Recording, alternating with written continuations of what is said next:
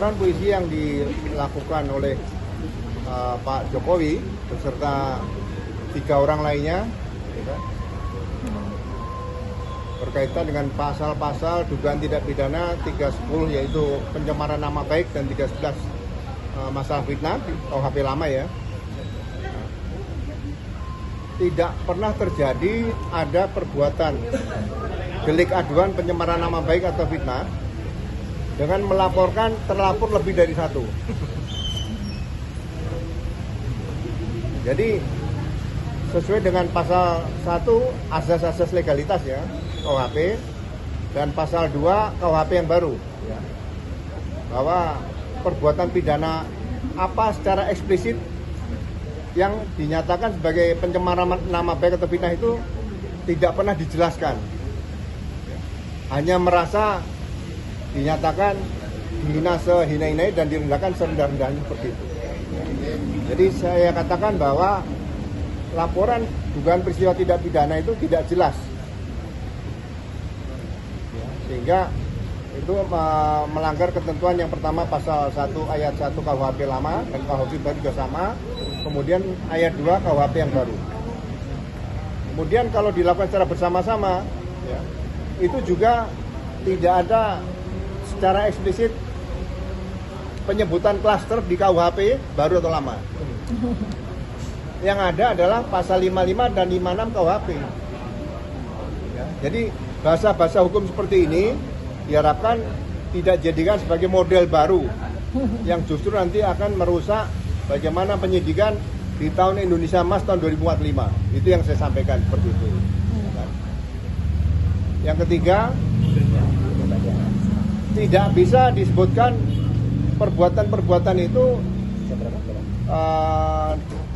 dalam beberapa pasal tidak pidana.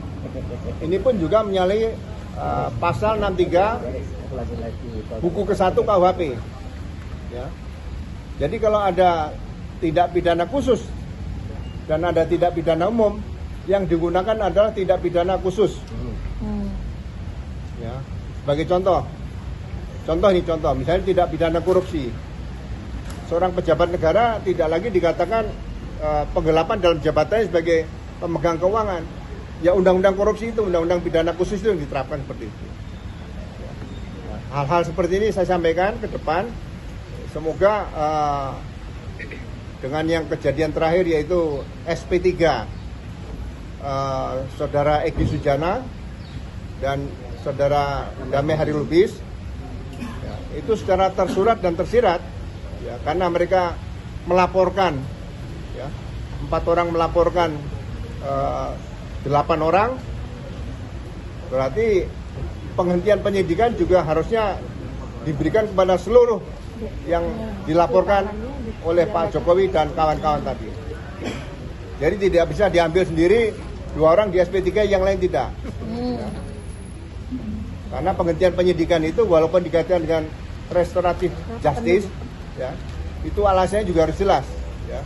Saya tidak mengkritisi ke arah apa dasar penghentian penyidikan, tapi selalu dikatakan dengan RJ. Tapi harus jelas RJ dalam rangka apa. Ya. Jadi karena kebetulan yang dihentikan 2 tersangka itu statusnya tidak meninggal dunia, ya kan? Kalau meninggal dunia lain ya, tapi kan tidak meninggal dunia, berarti yang masih hidup yang lain juga harus dihentikan. Ya. Dengan nomor yang sama itu. Ya, dengan nomor SP3 yang sama.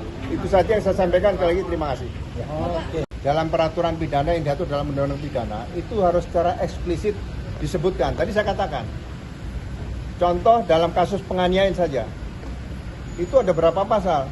8 pasal. Mulai dari penganiayaan ringan dan sebagainya. Kemudian berkaitan dengan perlindungan terhadap wanita. Ya kan? Itu kurang lebih ada 16 pasal. Ya. Dari 284 pasal 284 sampai pasal 299. Ya. Jadi jangan main-main dengan KUHP, tidak boleh membuat analogi. Ya. Seperti itu. Ya. Terima kasih. Gunakan hukum acara pidana yang baru. Ya, seperti itu. Maka RJ itu harus dilengkapi dengan ketentuan beracaranya dilengkapi. Ya, tidak bisa nyatakan saya telah datang dan saya tidak maaf, kemudian setelah ketemu jadi RJ itu bukan RJ sebetulnya. Ya. Baru pertemuan saja, baru tingkat awal. Ya. Makanya mudah-mudahan saya berani katakan bahwa tindak pidana yang diduga dilaporkan oleh Pak Jokowi dan 3 pelapor lainnya sepertinya sejak awal sudah menyalahi asas-asas legalitas ya, KUHP. Pak, berarti itu bisa bilang alasan Bapak juga menyetujui untuk menjadi ahli di dalam kasus ini? Iya, kita kan harus memberikan koreksi terus kepada penegakan hukum selama kita masih bisa memberikan. Yang kita harapkan kan tahun emas juga penegakan hukum, kedaulatan hukum juga harus ditegakkan selain kedaulatan yang lain ya. Kawan-kawan semua, terima kasih yang sudah bersedia menunggu, dan satu ahli sudah menyelesaikan tadi pemberian keterangannya, bukan pemeriksaan ya, pemberian keterangan ahli Bapak Ugroseno, Komjen Polisi Purnaweran Ugroseno. Nah, apa yang sudah dia sampaikan, lalu apa tanggapannya terhadap pemeriksaan atau pemberian keterangan yang baru saja dilalui, langsung kita dengarkan dari Pak Ugro langsung ya. LP terhadap Egy Sujana dan Damai Hari Lubis itu dicabut, maka 6 orang lainnya harus dicabut karena otomatis karena dalam satu laporan. Jadi tidak boleh hanya sebagian saja. Itu yang dikatakan Jenderal Ugroseno. Yang kedua, tersangka meninggal dunia. Kecuali tersangka meninggal dunia. Yang kedua adalah dari awal tidak ada peristiwa pidana. Karena itu seharusnya tidak boleh ditindaklanjuti laporan Pak Jokowi itu. Kurang lebih begitu Pak ya? Kita tambah sedikit. Bang Risman tadi pagi ya guys? Ya, menyerahkan.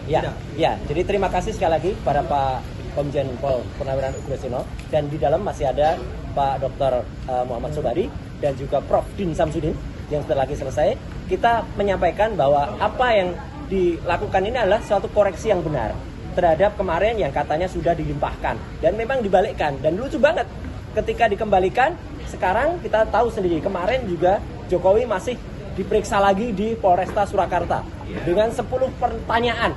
Aneh banget, katanya sudah dilimpahkan kok masih ada pertanyaan lagi, dan polisi juga katanya masih mencari bukti lagi ke Jogja dan ke Solo. Mau gimana caranya bukti lagi? Katanya sudah ada 719 bukti. Ya, 719 bukti. Kemudian sudah ada katanya 120 sekian saksi. Ada 22 ahli. Ya, itu memang membutuhkan tidak profesional. Jadi itu mungkin mereka hanya bisa omong tok ya gitu.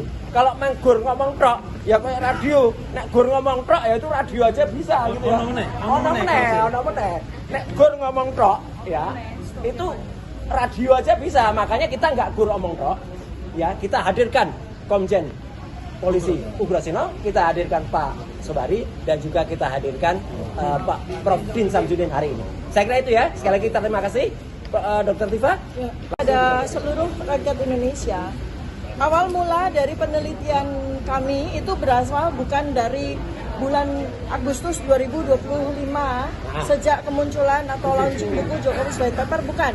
Tapi dari sejak kemunculan pertama kali secara ofisial ya, yang disebut sebagai spesimen ijazah Joko Widodo pertama kali dikeluarkan secara resmi itu tanggal 20 Oktober tahun 2022 oleh Dekan Fakultas Kehutanan UGM.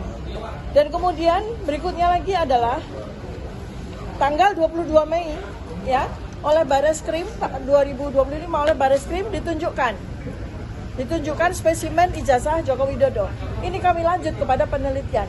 Dan yang terakhir, kita sudah mendapatkan spesimen yang beda lagi ya. Kita bisa pastikan bahwa spesimen ijazah Joko Widodo yang diperoleh oleh Dr. Bonatu Asilalahi 1 hari yang lalu itu spesimen yang berbeda dengan spesimen yang ditunjukkan oleh Bareskrim 22 Mei 2025. Nah, oleh karena itu maka ketika kami menyampaikan temuan kami, dan ini temuan masih banyak, insya Allah hari Sabtu nanti kita akan eksplor, kami sampaikan kepada Komjen Ugroseno, maka mudah-mudahan itulah salah satu alasan yang membuat beliau bersedia untuk menjadi ahli kami, memperkuat bahwa kedudukan kami, pekerjaan kami adalah melakukan penelitian.